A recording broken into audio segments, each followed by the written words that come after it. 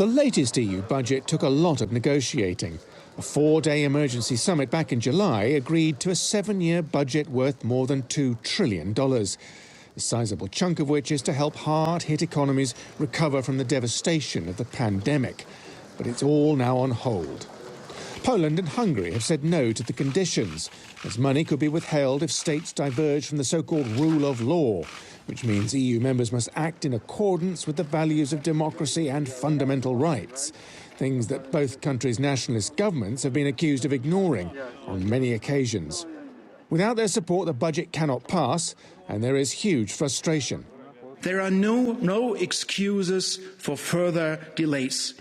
So I ask everyone in the EU to live up to their responsibility. It's not the time for vetoes, but for acting swiftly and in the spirit of solidarity.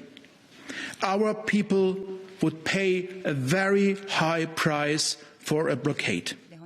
So far, there is little sign of compromise. I also had to say very clearly yesterday to Angela Merkel that if this legislation, which was drafted jointly by the European Parliament and the German presidency, will be really adopted, they need 2/3 of it, so we cannot veto it. If it is adopted, we would turn the European Union into the Soviet Union. Every country contributes to the budget. This is a common budget, to which we contribute quite a lot of money. But the European institutions, according to unclear criteria, would like to decide whether we can get the money or not. This is a fundamental issue concerning sovereignty. There can be no backward step in this field. EU leaders will discuss the crisis at their virtual summit this Thursday. It had been hoped a classic EU compromise could get around Hungarian and Polish objections, especially as both countries receive huge amounts of money. But this is now about political principle.